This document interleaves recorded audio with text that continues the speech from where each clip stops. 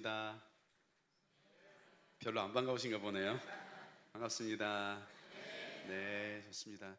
대단하네요. 새벽에 이렇게 잠도 안 주무시고 기도하러 나오신 분들 너무 귀하신데, 여러분 교회, 우리 온사랑 교회가 기도가 살아있고 또 기도로 소문나는 교회 되기를 축복합니다. 네, 저는 이제 유튜브에서 따라하는 기도라는 이 영상 컨텐츠를 이제 올리고 있거든요. 혹시 들어보셨나요? 들어보신 분들 계시네요. 좋습니다. 뭐 여러분 다 잘 되겠지만 구독하시면 조금 빨리 잘 될 겁니다. 예. 저는 이제 이 사회를 어떻게 처음 시작하게 됐냐면, 저는 2019년까지 이제 분당에 있는 지구촌 교회에서 한 20년 정도 사역을 하다가 2020년 사역을 다 내려놓고 이제 안식년의 시간을 보냈는데요. 이제 안식년 시간 보내면서 제가 제 아내에게, 여보 우리 이 안식년 보냈는데 우리 매일 가정 예배 드리면 좋겠다고. 제가 이제 제 아내한테 이야기했더니 제 아내가, 가정 예배는 좋은데 그걸 매일 해야 되냐 막 그러더라고요. 그래도 매일 하면 좋겠다고. 그래서 길게 하지 않고 저녁에 이제 30분씩, 9시에 30분씩 짧게 이제 드렸어요. 표정이 30분도 길다 이런 표정이시네요. 예.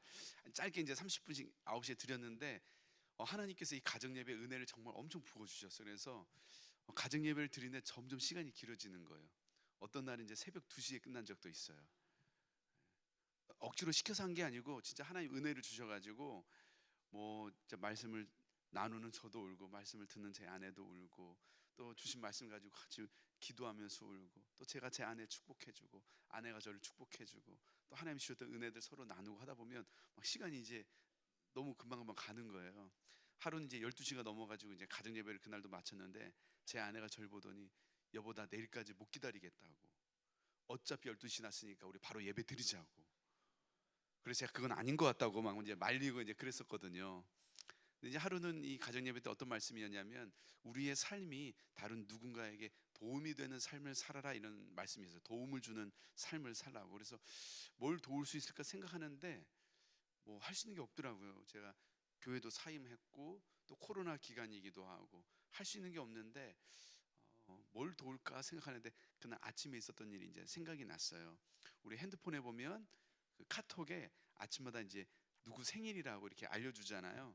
근데 제가 이제 목양했던 한 형제가 생일이라고 떠서 이제 생일 축하한다고 이제 카톡으로 문자를 보내주려다가, 어, 제가 이제 기도문을 써서 보내줬어요. 오늘 생일인데 기도로 너 축복해주고 싶다. 그러면서 이제 기도문을 쭉 써가지고 이제 보내줬거든요. 일이 사라졌는데 답장을 안 하더라고요. 그래서 이건 뭐지만 하고 있는데, 시간이 지났는데 이 친구가 답장을 보냈어요. 목사님, 목사님 보내주신 이 메시지 받고 뭐라고 답장을 해야 될지 몰라서 한참을 망설였다고. 근데 저 이런 생일 선물 처음이라고, 너무 위로가 되고 격려가 된다고 이제 그 형제가 저한테 그렇게 답장을 보내줬었는데, 이제 그게 이제 생각이 나가지고, 기도를 어려워하는 분들에게 좀 기도를 도울 수 있으면 좋겠다 이제 이 생각이 들어가지고, 저는 뭐 유튜브 할 줄도 모르고 영상 만들 줄도 사실 모르거든요. 핸드폰으로 야매로 그냥 핸드폰으로 녹음해가지고 유튜브에 그냥 영상을 올렸어요. 그러니까 뭐 많은 사람들이 볼 걸 기획해가지고 막 준비해가지고 한 게 아니고요. 그냥 그날 그 가정 예배 말씀에 순종하기 위해서 이제 시작했는데, 생각지 못했던 일이 이제 일어났죠. 지금 제 채널의 구독자가 25만 명이 넘었어요. 별로 안 놀라시네요. 유튜브 하면 뭐 다 그 정도 하지 뭐 이런 표정으로 저를 쳐다보시네요. 예. 지금 매일 수만 명의 성도들이 이제 와가지고 함께 매일 기도하고 있거든요. 근데 제가 그걸 보면서 뭘 느꼈냐면, 우리 성도님들이 정말 기도에 목말라 있었고 기도를 원했는데, 기도가 너무 어려웠구나 이런 생각이 들더라고요. 오늘 여러분들은 기도 생활 잘하고 계시죠? 네. 여러분 목사님께서 우리 교회는 기도하는 교회라 딱 아까 오자마자 이렇게 자랑해 주셔서, 우리 성도님이 너무 기도 이렇게 열심히 하신다고. 기도하는 교회인데, 저는 모태 신앙이 아니거든요. 중간에 예수 믿어가지고 사실은 저는 이제 기도가 좀 어렵더라고요.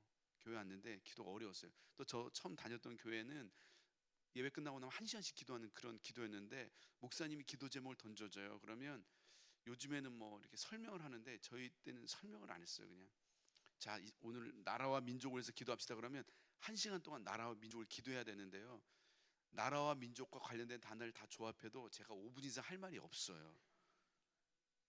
했던 말 또 하고 했던 말 또 하고 했던 말 또 하려고 하니까 하는 저도 민망하고 듣는 주인도 민망할 것 같고 막 이렇게 할 말은 없고 시간은 길고 힘들더라고요.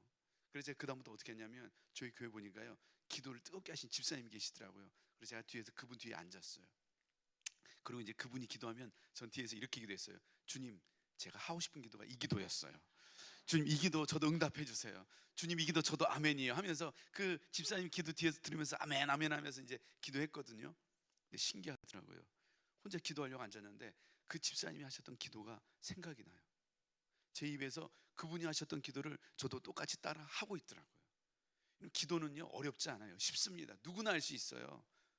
그냥 듣고 따라하면 되더라고요. 지금 표정이 남이 한 기도 듣고 따라한다고 그게 기도냐 이런 표정인데 그렇지 않아요. 기도는요 듣고 따라하는 것부터 시작하는 거예요. 예수님이 제자들이 와가지고 주님 우리도 좀 기도를 가르쳐 달라고. 그때 예수님께서 뭐라고 말씀하시냐면 그러므로 너희는 이렇게 기도하라. 하늘에 계신 우리 지금 주일학교 딱 좋은 데 나오신 분들만 딱딱 맞아요. 하늘에 계신 우리 아버지요. 주기도문 들려주시는 거예요.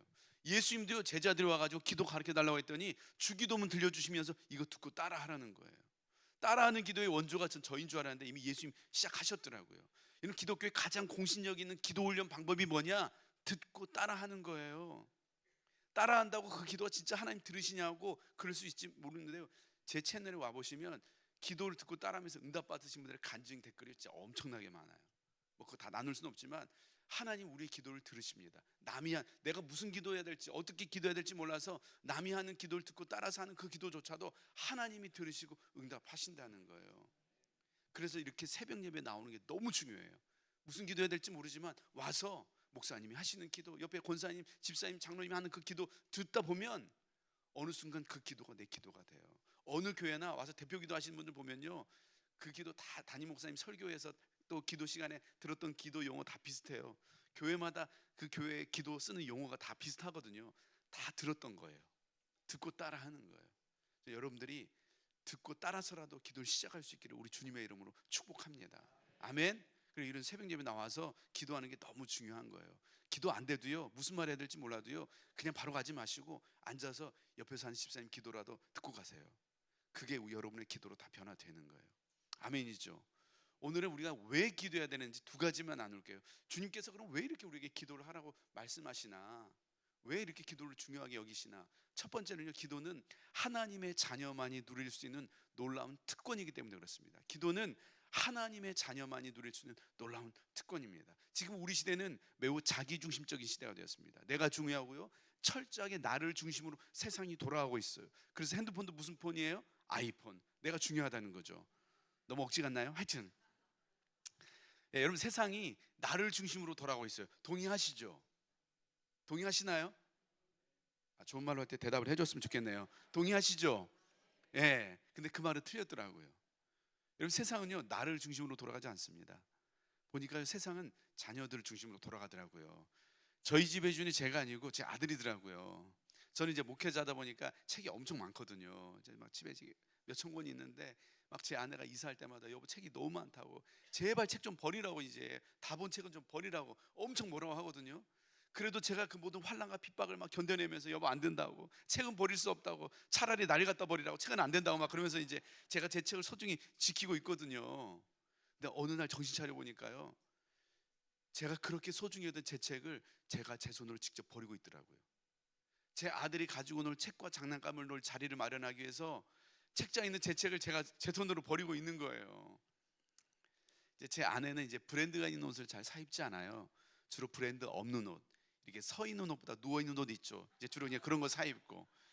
지금 웃으시는 분들은 공감하시는 분들인데, 제 아내 굉장히 검소한 자매거든요.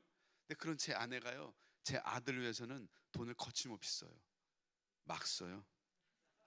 택배 아저씨가 매일 와요.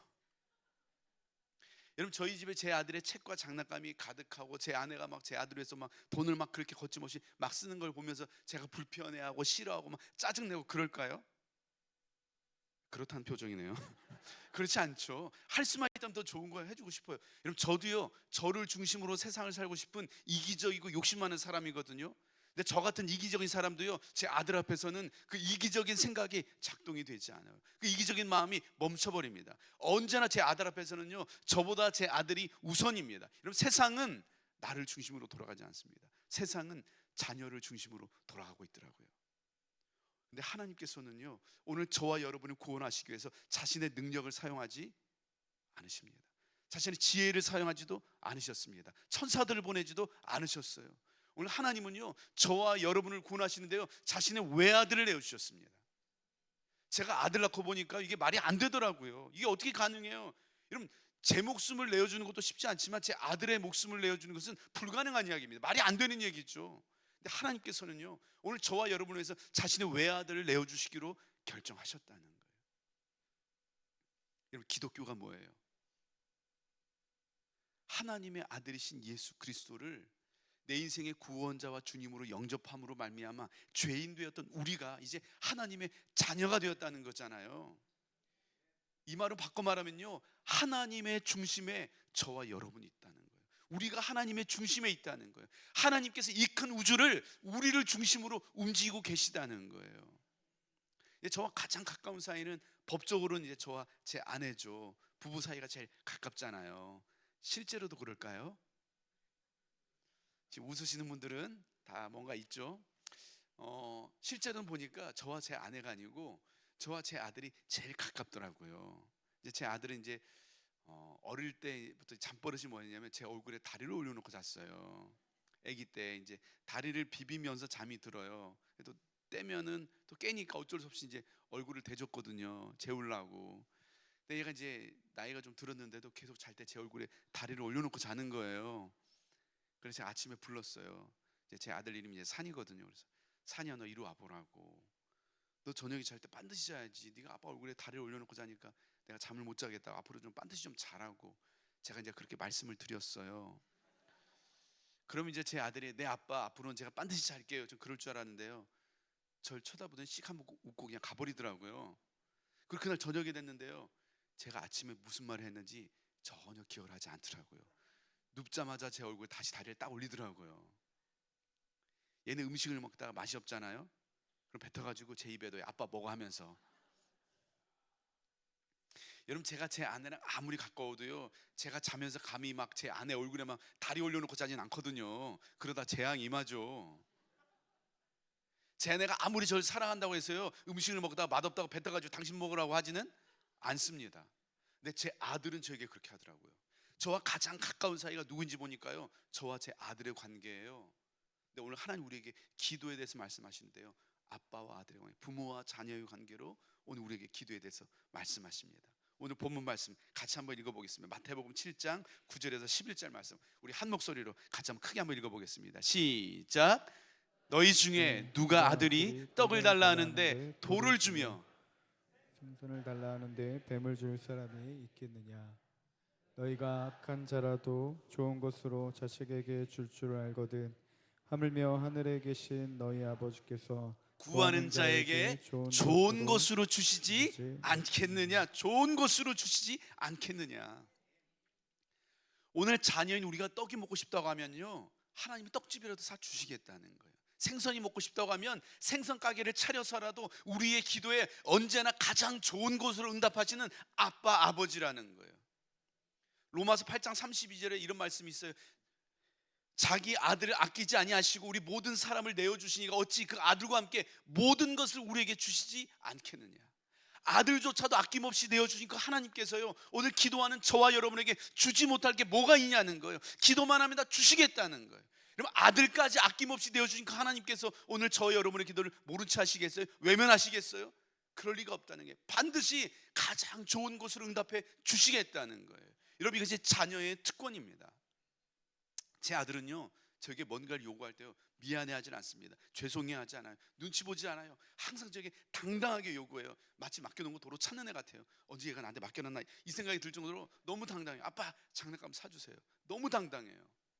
근데 제 아들이 이제 18개월 때부터 사귀었던 여자친구가 있어요. 이제 어린이집에서 이제 눈이 맞아가지고 서로 이렇게 얼마나 좋아하는지 몰라요.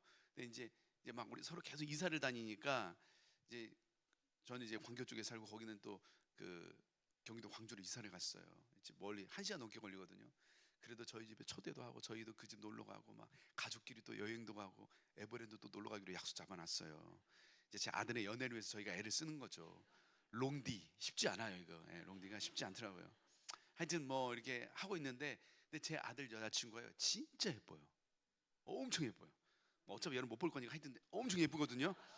진짜 예쁜데 보니까 우리 온사랑교회 자매님들이 다 진짜 되게 미인이시네요. 새벽인데도 너무 미인이세요. 진짜로. 옆에 보지 말고 앞에 보세요. 뭘 또 옆을 봐요. 목사 예쁘다고 하면 믿어야지. 그걸 또 확인하려고 하세요. 하여튼 너무 미인이신데 제 아들 여자친구도 진짜 예쁘거든요. 그래서 제가 제 아들 여자친구를 볼 때마다 진짜 예뻐해줘요. 너 진짜 어쩜 이렇게 예쁘냐고. 진짜 너무 예쁘다고. 확실하게 엄마 아빠는 안 닮았다고. 진짜 예쁘다고 막. 너 진짜 어쩜 이렇게 예쁘냐고. 너 솔직하게 얘기해봐라. 너 등에 날개 있지. 분명히 날개 있을 것 같다고. 찾아보자고 막 그러면서 엄청 제가 예뻐해주거든요. 근데 제 아들 여자친구가요 저한테 산이 아빠 저 장난감 사주세요. 한 번도 그런 적이 없어요. 제가 그렇게 예뻐해주는데. 근데 제 아들은요 제가 그동안 얘를 위해서 얼마나 많은 걸 해줬는지 다 잊어버리고요 마치 오늘 저에게 처음 요구하는 것처럼 항상 저에게 당당하게 요구해요. 아빠 장난감 사주세요. 너무 당당해요.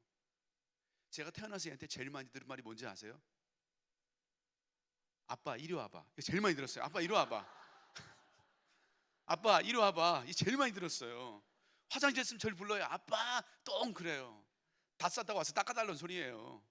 여러분 제가 우리 성도님들하고 아무리 가까워도요 우리 성도님들 중에 저한테 목사님 똥 이런 분 안 계세요. 근데 제 아들은 저에게 그렇게 당당하게 요구해요. 근데 제 아들이 저에게 그렇게 당당하게 요구할 때 제 안에 무슨 생각이 드냐면 얘는 진짜 나를 지 아빠로 아는구나 이 생각이 들어서 너무 좋아요. 여러분 누가 저한테 그렇게 당당하게 요구해요? 목사님 이리 와봐. 누가 저한테 그래? 아무도 그렇게 안 해요. 우리 성도님들은요 저한테 전화 한 번 할 때마다 엄청 눈치 봐요. 목사님 바쁠 텐데. 그래서 항상 목사님 혹시 시간 돼? 다 조심스럽게 연락하거든요. 근데 제 아들은요 제가 얼마 전에 미국 갔다 왔는데 15시간을 비행기 타고 왔어요. 얼마나 피곤해요. 집에 도착하자마자 제 아들은 아빠 우리 야구하러 나가자고. 아빠 지금 너무 피곤하다고. 안 된다고. 빨리 나가자고. 그래서 도착하자마자 나가가지고 야구하고 왔어요. 저의 컨디션 저의 상황 눈치를 안 봐요. 이게 자녀예요.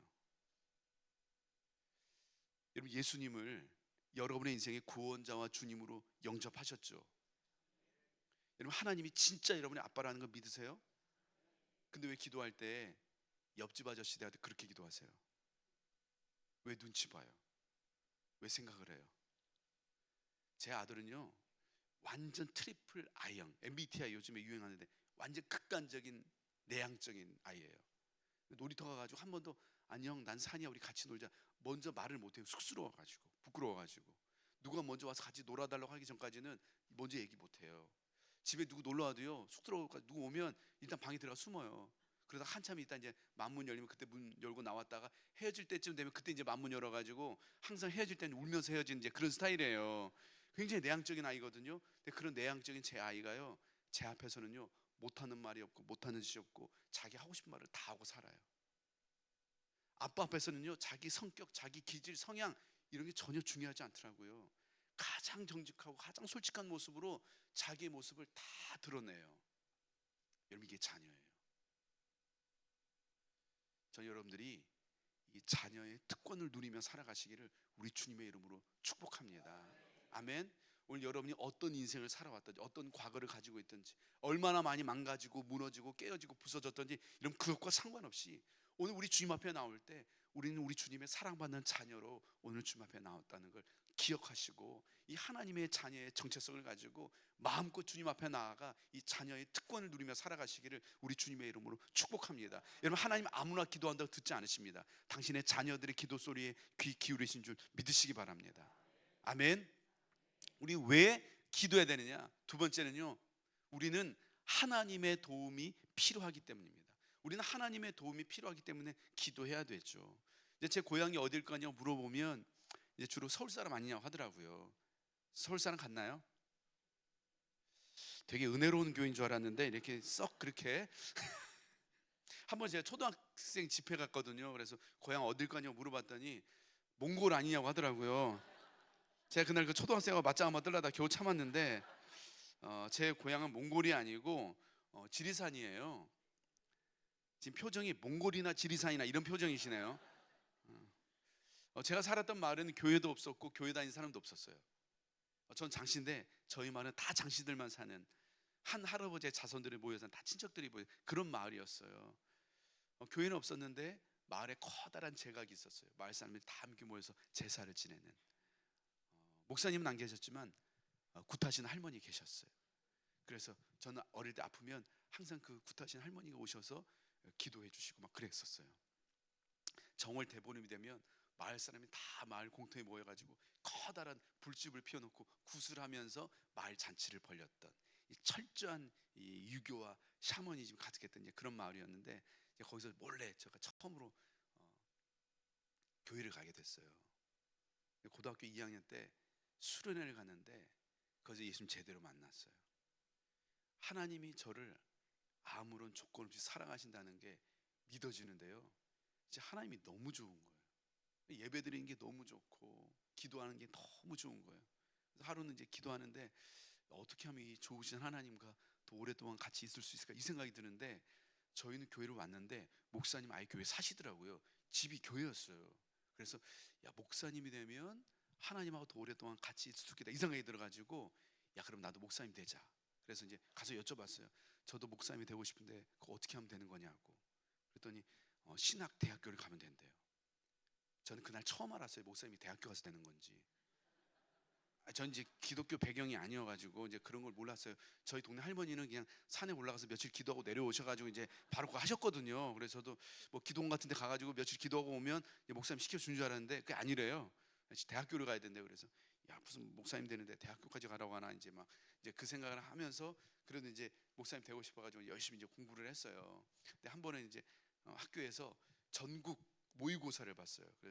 원하는 대학도 지원하라고, 삼지망까지 지원하라고, 전국 막 석차 나오고 이런 시험이었는데, 제가 한번 신학대학교를 한번 써봤어요. 신학교 세 곳을 써봤는데, 이제 저희 때는 이제 보통 성적표를 받을 때 점수 밑으로 1점에 한 대씩 선생님에게 맞고 이제 그 성적표를 받는 그런 시스템이었어요. 또 저희 때는 구타 자율화가 있었거든요. 그래서 선생님들이 애들 마음껏 팼어요. 그래도 엄마들이 전혀 뭐라고 안 했어요. 뭐 요즘하고 전혀 다른 세상이었어요. 또 저 사립 남고 나왔거든요. 우리 사립 진짜 선생님들 엄청 무서웠어요. 막 선생님들 운동 엄청 많이 했어요. 애들 패려고 막 운동. 집에 저희 교실에 온갖 종류의 강목이 다 있어요. 6강목, 8강목, 쇠파이프까지 있었어요. 그걸로 막 이제 잡힌 데 우리 선생님이 때리셨거든요. 절대 미워서 때린 건 아니었어요. 성적을 올리기 위한 되게 학습법이었거든요. 교수법이었어요. 그래서 이제 막 하는데 이제 성적표 나오고 그 역사가 주로 이제 종례 시간에 일어났어요. 이제 성적표 나올 때쯤 되면 이제 소문이 돌아요. 이제 성적표 나온다고. 그럼 이제 그때 되면 이제 애들이 이제 뭘 하냐면 보통 종례 시간 전에 청소를 했거든요. 청소 시간에 다 화장실을 가요. 그래서 거기서 빤스 세 장을 껴입고 엉덩이에 이제 휴지 끼고 이제 그리고 종례 시간을 경건하게 이제 기다려요. 두렵고 떨리는 마음으로 딱 기다리고 있는데 선생님이 딱 들어오시는데 빈손으로 들어오시더라고요. 성적표 안 나왔어요. 그래서 또 그 다음 날 또 청소 시간에 다 애들 화장실 가서 빤스 세 장 껴입고 엉덩이 휴지 끼고 또 종례 시간에 또 앉아서 기다리고 있는데 그날 선생님 딱 들어오는데 또 빈손으로 들어오신 거예요. 이거 해보신 분들 알아요. 이거 맞는 것보다도요, 맞는 거 기다리는 게 훨씬 더 힘들어요. 이게 피가 말라요. 피가 말라. 몇 대를 맞을지 언제 맞을지 모르는 이 불확실성이 사람을 진짜 엄청 힘들게 하거든요. 근데 한 주 내내 빤스만 입고 끝났어요. 안 나왔어요, 성적표가. 힘들죠. 제가 그때 이제 학교 기숙사 생활하고 있어가지고 이제 주말이 돼서 이제 부모님 계신 지리산으로 갔거든요. 갔는데 저희 아버지가 저를 보자마자 하얀색 봉투를 집어 던지시더라고요. 열어봤는데 신학대학교가 적혀있는 그 성적표가 집으로 우편으로 발송된 거예요. 저 교회 다닌다고 얘기 못하고 조용히 몰래 교회 다녔거든요. 근데 갑자기 신학교 이 성적표가 집에 왔으니까 제가 얼마나 당황이 돼요. 이 순서가 다 뒤바뀌었잖아요. 먼저 저 교회 다닙니다 이제 해가지고 분위기 좋을 때 저 목사님 될래요 해야 되는데 교회 다닌다고 얘기 못했는데 갑자기 신학교 빡 나와 있으니까 제가 얼마나 당황이 돼요. 뭐 진짜 무슨 말을 어떻게 해야 될지 모르겠더라고요. 저희 아버지도 너무 충격 받으셨죠. 막 갑자기 아들이 신학교 간다고 하니까 얼마나 저희 아버지 충격받아요. 지금 공감을 잘 못하시는 것 같은데, 장로님 아들이 스님 되겠다고 하는 이제 그런 충격이에요. 이게 되시죠. 엄청 충격적인 일이에요. 목사님 되는데 그 왜 충격적이에요? 다 그런 표정으로 앉아 계시는데 그렇잖아요. 이게 엄청 지금 충격적인 일이 일어나서 막 저희 아버지 충격 받으시고 저도 막 너무 당황이 되고 이제 어떻게 된 거냐고 해서 이제 처음으로 아버지 제가 교회 다니고 있고 제가 목사님이 되고 싶다고 이제 처음으로 이제 용기 내서 이제 말씀을 드렸는데 저희 아버지가 네가 신학을 하면 나는 단 한 푼도 너 지원해 줄 수 없다고, 일주일 시간 줄 테니까 다시 생각하라고. 또 저희 아버지 엄청 무서운 분이셨거든요. 딱 한마디 하고 마시더라고요. 그리고 온 동네 사람들 사람들이 뭐 다 왔는지 모르겠는데 하여튼 제 느낌상 다 왔던 것 같아요. 와가지고 막 너 왜 그러냐고, 어디 갈 데가 없어서 그런 데 가냐고, 정신 차리라고, 막 교회 다녀도 적당히 다녀야지, 그렇게 너무 기피하면 안 된다고. 저 옆집 형님이 엄청 무서운 형이었어요. 공인 10몇 단이었어요. 막 싸움 엄청 잘하는 형인데 와가지고 한 번만 더 교회 가면 가만 안 둔다고 막 엄청 뭐라고 하더라고요. 근데 얼마 전에 용산에 갔더니 거기서 집사님 돼 있더라고. 하여튼 근데 막 그 형이 막 한 번 더 교회 가면 가만 안 둔다고 막 엄청 그러고 막 엄청 그러고 이제 혼나오고. 이제 여러분 지금 분위기에 공감을 못 하시는 것 같은데 이 중에 신천지 한 명 빠진 그런 분위기예요.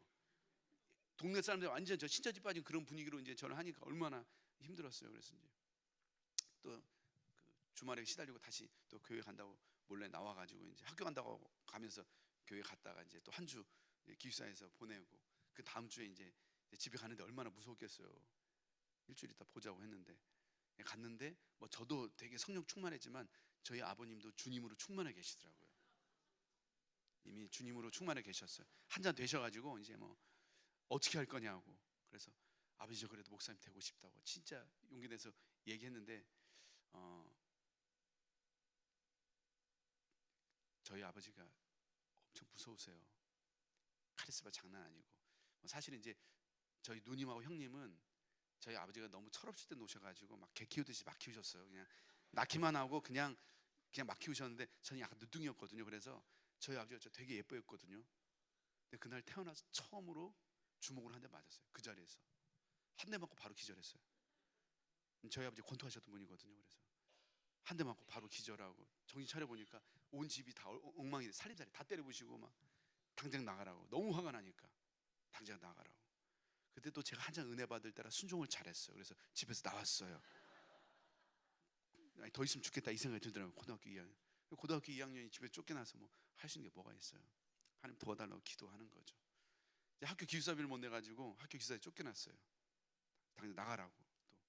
또 어른들은 나가라고 잘하는지 모르겠어요. 하여튼 선생님도 너 기숙사비도 못 낸 놈이 왜 들어오냐고 나가라고 그래서 기숙사에 쫓겨났어요. 갈 데가 없어가지고 학교 앞에 독서실이 있었는데 그 친구가 그 독서실에 있어가지고 밤에 이제 몰래 따라 들어갔다 또 들켜가지고 쫓겨났어요. 밤에 갈 데가 없어가지고 그 당시 저희 이제 다녔던 교회가 지하실에 예배당이 있었는데 지하실은 이제 그 새벽 예배드리는 예배당이었거든요. 근데 거기는 그 마루로 돼 있어가지고 신발 벗고 들어가는 예배당이었어요. 그래서 이제 그 예배당 지하로 가가지고 방석 깔아놓고 이제 거기서 자고 새벽 예배 드리고 또 학교 야자 끝나고 나면 12시 넘어서 이제 원래 또 교회 와가지고 방석 깔아놓고 또 자고 또 새벽 예배 드리고 또 이제 학교 가고 이제 그러고 있었었는데 새벽 예배가 5시였거든요. 근데 권사님들이 꼭 4시부터 와요. 이해가 안 됐어요. 아니 말씀 듣고 은혜 받고 기도하면 기도가 얼마나 잘 돼요. 근데 꼭 1시간 전에 와가지고 먼저 기도하시더라고. 그럼 옆에서 기도하는데 자빠져 잘 수가 없잖아요. 4시부터 기상이에요. 이게 얼마나 피곤해요. 그래도 뭐 이제 이렇게 하는데 저희 교회에서 한 30분 정도 떨어진 산 속에 기도원이 있었어요. 근데 기도원에서 이제 제 소식을 듣고서는 지낼 곳 없으면 기도원에 방을 하나 줄 테니까 여기서 지내라고 그래서 이제 고등학교를 기도원에서 다녔어요. 365일 연중무휴 새벽 예배. 제 의지와 상관없이 새벽 예배 한 번도 빠진 적이 없어요. 새벽 예배 빠지면 기도원도 빠져야 되기 때문에 어쩔 수가 없었어요. 그래서 진짜 열심히 이제 기도원에서 있으면서 고등학교 다녀가지고 이제 신학교를 지원했는데 합격했다고 합격 통지서가 날라왔는데요. 너무 좋은 거예요. 고생해가지고 이제 신학교 지원했는데 합격했다고 통지서가 날라왔는데 이제 등록하라고 입학금 등록금 내라고 등록금 고지서도 같이 날라왔는데 제가 뭐 그 돈이 어디 있어요. 그래서 제가 그 합격 통지서를 들고 그 기도원 그 예배당으로 달려갔어요. 그래서 예배당에 가서 하나님께 보여드렸어요. 하나님 저 합격했다고. 내 뒷장도 좀 보시라고. 저 어떻게 하면 되냐고. 하나님이 도와달라고. 기도했죠. 하나님 되게 좋은 분이잖아요. 그래서 이제 저는 하나님이 너무 수고했다. 등록금은 내가 채워주마 해서 등록금 빡 해주실 줄 알았거든요.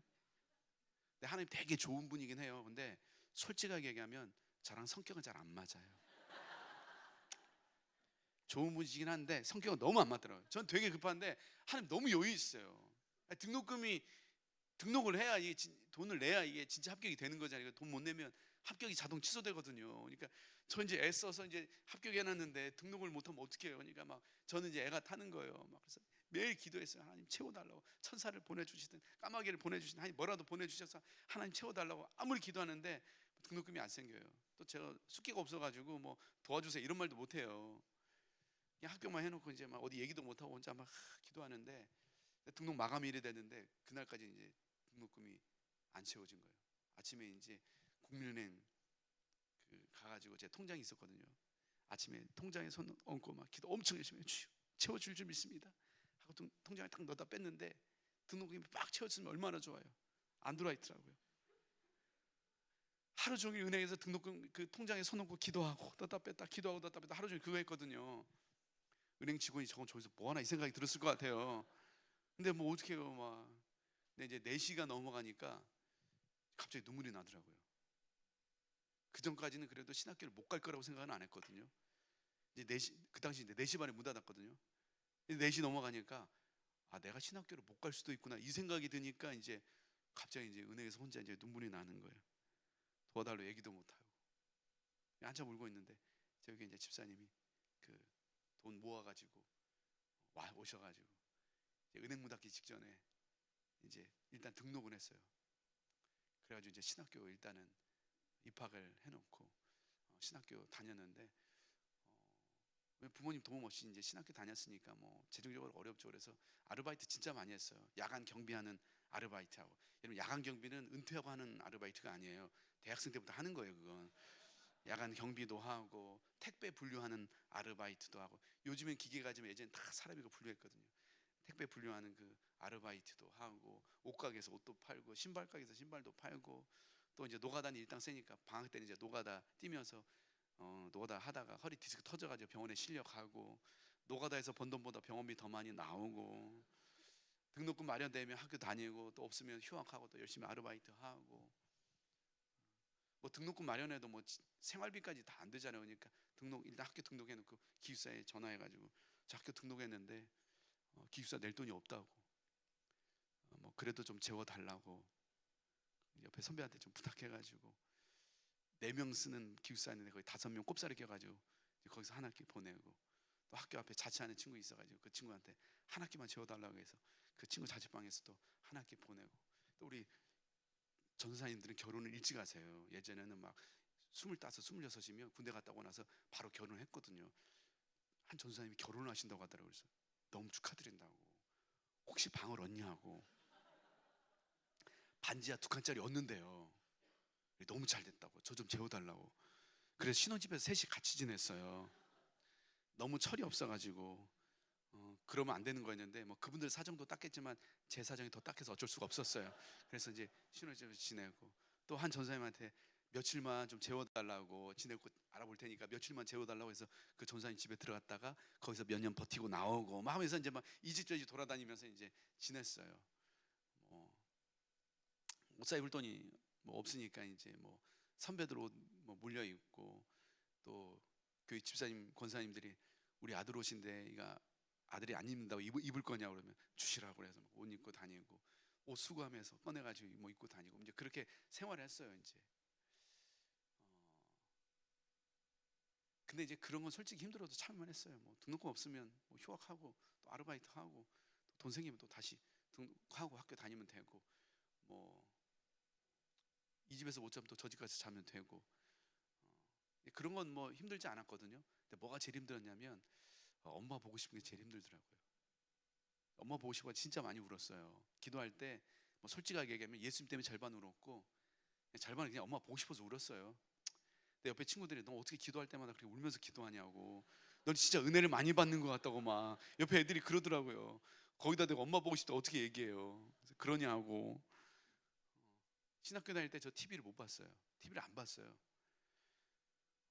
스토리하고 상관없이 엄마 이야기만 나오면 저도 모르게 눈물이 나는 거예요. 이게 너무 창피하더라고요. 남자가 우는 게. 그래서 아예 TV를 안 봤어요. 저희 신학교에서 그 터미널 가는 사이에 시장이 있었거든요. 그 시장 지나가면서 진짜 많이 울었어요. 저희 어머니가 그 뽀글이 파마 있죠. 한 번 하면 6개월씩 가는 그 뽀글이 파마 있잖아요. 이제 그런 파마 하고 계셨는데 그 시장 지나갈 때 보면 그 뽀글이 파마한 그 아주머니들 보면 그 아주머니들 꼭 우리 엄마 같은 거예요. 그래가지고 그 시장 지나가면서 진짜 많이 울었던 것 같아요. 엄마 언제 제일 많이 보고 싶은지 아세요? 엄마는 매일 보고 싶어요.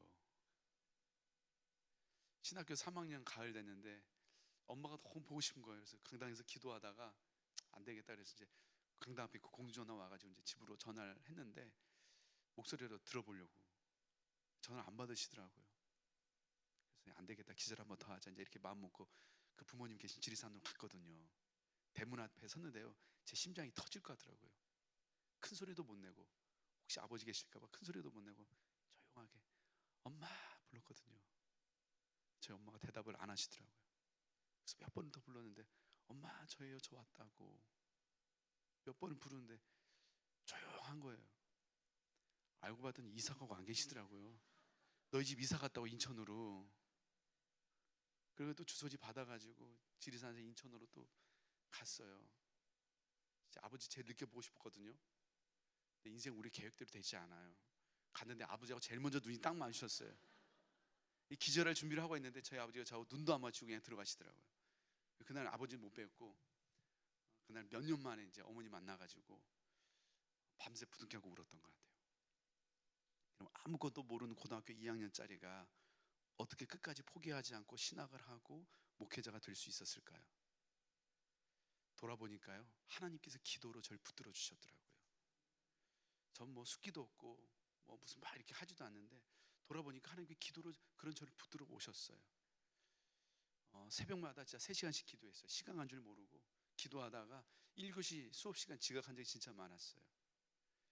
수업 시간하고 수업 시간 공강이 생기면 무조건 강당에 달려가서 하나님께 매달렸어요. 하나님 살려달라고, 하나님 도와달라고, 하나님 저 불쌍히 여겨달라고, 하나님 은혜가 필요하다고. 저녁에 기숙사로 가기 전에, 그 친구 자취방 가기 전에 그 식당 밑에 개인 기도실이 있었는데 거기 가서 1시간씩 간절히 기도하고, 금요일이 되면 진짜 철야 기도, 저녁 7시부터 새벽 4시까지 밤새 철야 기도하고, 또 산기도도 많이 다녔어요. 높은 데 올라가면 주님하고 좀 더 가까우니까 응답 빨리 되지 않을까 싶어가지고 산기도 진짜 많이 다니고, 명절 되면 다 고향으로 가는데 저는 고향 갈 수 없으니까 명절 되면 무조건 기도원 올라가가지고 하나님 우리 가정 불쌍히 여겨달라고, 우리 부모님 불쌍히 여겨달라고, 올해는 우리 가정이 주님 앞에 돌아온 기적을 베풀어 달라고 얼마나 간절히 부르짖었는지 몰라요. 근데 힘들고 지치다가도요, 기도만 하면 하나님이 제게 새 힘을 주시는 거예요. 주눅이 들고 위축이 되다가도 기도만 하면 하나님이 제게 자신감을 주시고, 앞이 전혀 보이지 않는데도 기도만 하면 마치 진짜 하늘문이 열리는 것 같고, 가진 건 아무것도 없지만 기도만 하고 나면 마치 세상이 제 발 아래에 있는 것처럼 느껴지더라고요. 우리가 기도 없이 이 힘든 세상을 어떻게 살아내겠어요? 오늘 우리 중엔 저보다 훨씬 더 힘든 인생의 고난의 시간을 겪어왔고, 또 지금 그 고난의 시간을 보내는 분들이 계실 거예요. 질병의 문제로 정말 한치 앞이 보이지 않는 분들도 계시고, 깨어진 관계의 문제로 정말 밤잠을 이루지 못한 분들도 계시고, 재정적인 어려움으로 매일매일 정말 궁지에 몰리듯 그렇게 살아가는 분들이 계시죠. 근데 보니까요, 우리가 어떻게 해야 되는지 몰라서 못하는 게 아니더라고요. 알아도요, 힘이 없어서 못합니다. 근데 그 힘을 우리가 어디에서 얻겠습니까? 이 힘든 세상을 살아낼 힘을 우리가 어디에서 얻겠어요? 기도입니다. 기도가 힘이고 기도가 능력입니다. 기도로 이 힘든 세상을 살아낼 힘을 얻는 것이고요, 기도로 우리를 향하신 그 하나님의 놀라운 뜻을 이루는 삶을 살게 되는 것입니다. 여러분, 우리가 우리의 연약함, 우리의 부족함, 내가 뭐 어느 집안에 태어났는지, 여러분 어느 학벌이, 여러분 그런 게 전혀 중요하지 않더라고요. 기도만 할 수 있다면 전능하신 하나님의 능력으로 우리의 한계를 뛰어넘는, 상황을 뛰어넘는 놀라운 인생을 살아갈 수 있는 것입니다. 오늘 우리 중에 하나님의 도움이 필요 없는 사람이 어디 있어요? 인생의 두려움을 견뎌낼 힘이 오늘 우리에게 필요하잖아요. 낙심하고 절망할 수 있는 이 상황 가운데 견뎌내고 포기하지 않고 인내할 힘이 오늘 우리에게 필요하잖아요. 이 외로움을 견뎌낼 힘이 필요하잖아요. 여러분, 우리 힘으로 할 수 있는 게 뭐가 있어요? 우리 힘으로 단 한 구절의 말씀이라도 살아낼 힘이 우리에게 있던가요? 내 힘으로는요, 단 한 사람도 사랑할 힘이 우리에게 없더라고요. 한 영혼을 섬길 힘도 오늘 우리에게 없어요. 우리가 어떻게 거룩하게 살아내고 하나님 말씀대로 살아내고 어떻게 우리가 하나님의 영광을 위해 살아갈 수 있겠어요? 우리 힘으로는 불가능해요. 하나님의 도움이 필요합니다. 여러분, 인생의 진짜 복이 뭐냐? 시편 146편 5절 말씀에 이런 말씀이, 야곱의 하나님을 자기의 도움으로 삼으며 여호와 자기 하나님께 소망을 두는 자는 복이 있도다. 여러분, 인생의 진짜 복이 뭐냐? 하나님을 나의 도움으로 삼고 살아가는 그 인생이 진짜 복이 있다는 거예요. 근데 하나님께서 자기를 소개하는데 뭐라고 소개하냐면, 나는 야곱의 하나님이래요. 나는 야곱의 하나님. 제가 하나님이었으면 저는 야곱 선택하지 않죠. 성경에 좋은 인물들이 얼마나 많아. 나 요셉의 하나님, 나는 다니엘의 하나님이 얼마나 그럴 수 있잖아요. 근데 하나님 굳이 나는 저 고집세고 이기적이고 늘 다른 사람 발꿈치나 잡고 속이고 경쟁하고 거짓말하고 성격도 안 좋은 버림받은 아무도 주목하지 않은 그런 야곱 같은 자를 향해서 나는 야곱의 하나님이라고, 그런 야곱을 사랑해 주시는 것 정도가 아니고요, 당당하게 내가 바로 제 야곱의 하나님이라고 자신을 그렇게 소개하시는 거예요. 근데 이 말씀이 저한테 너무 위로가 되었어요. 제가 야곱 같았거든요. 아무도 주목하지 않고 아무도 알아주지 않고 버림받고 깨어지고 성격이 좋은 것도 아니고 다 망가지고 부서진 그런 인생처럼 보이는 제가 야곱 같았는데, 하나님께서 저를 향해서 제기야 내가 너의 하나님이야. 인생의 진짜 복은 좋은 부모님 만나 믿음의 가정에서 태어나서 네가 그렇게 신앙생활, 그게 진짜 복이 아니고 야곱의 하나님을 자기의 도움으로 삼으며 여호와 자기 하나님께 소망을 두는 인생이 진짜 복이 있는 인생이라고. 아무것도 의지할 곳 없는 제게 하나님께서 이 말씀으로 찾아와 주시고 저를 위로해 주시고 격려해 주셨습니다. 오늘 이곳에 있는 여러분들, 이 새벽에 정말 우리의 도움이 되시고 우리의 소망이 되신 그 하나님을 여러분의 도움으로 삼고 다시 일어서는 여러분 되시기를, 여러분의 무너진 그 기도가 다시 회복되어지기를, 꺼져버린 기도의 불이 다시 한번 타오르게 되기를 우리 주님의 이름으로 축복합니다. 같이 기도하겠습니다. 사랑